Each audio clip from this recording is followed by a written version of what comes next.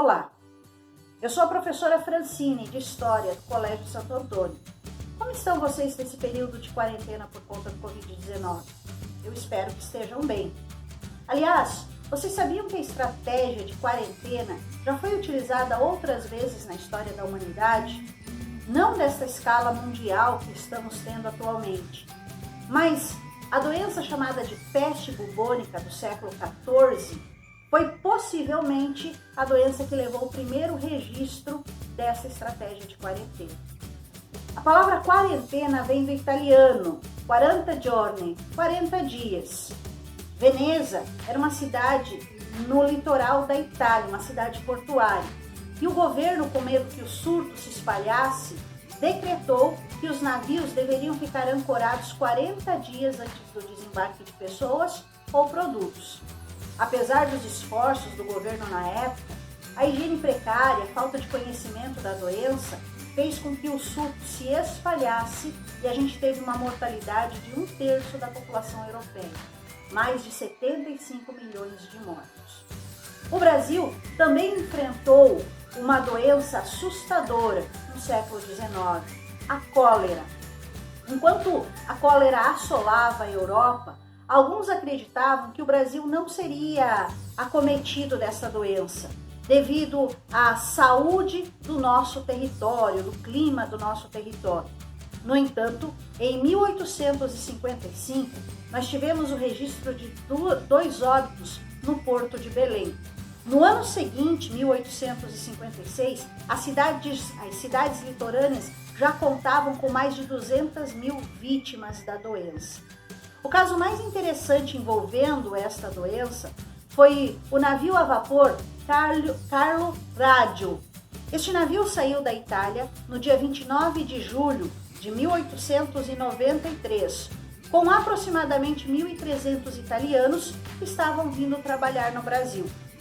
Durante a viagem, já no segundo dia, a doença se manifestou com um óbito.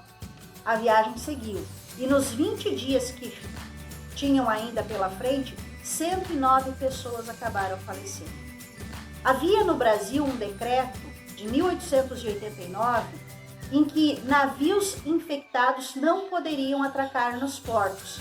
Então, este navio de imigrantes italianos foi encaminhado para o Lazareto de Ilha Grande, em Angra dos Reis.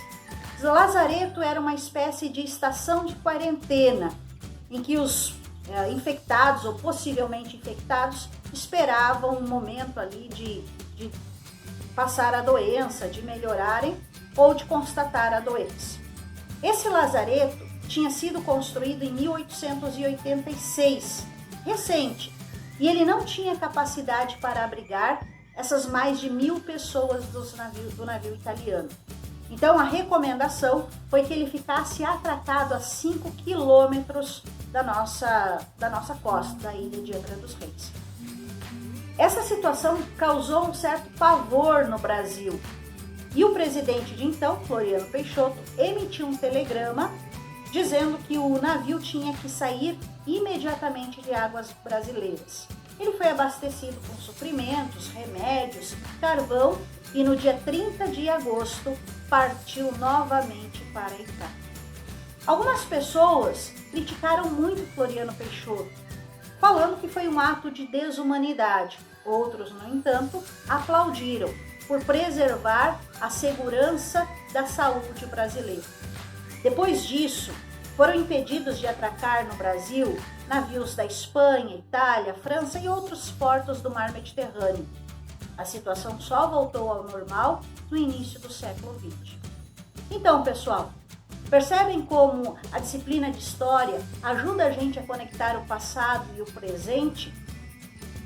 Você pode pesquisar aí algumas outras doenças que levavam também ao confinamento social. No passado, a ideia era confinar sempre os doentes, diferente de hoje que estamos num confinamento preventivo. Mas uma dica para você pesquisar: pesquise doenças como hanseníase, febre amarela, gripe espanhola, também tiveram essas situações de confinamento. Contribui aí, tuberculose também, contribui aqui com a sua pesquisa. Bem, Estou com saudade de todos vocês, espero poder encontrá-los em breve para as nossas aulas empolgantes de história.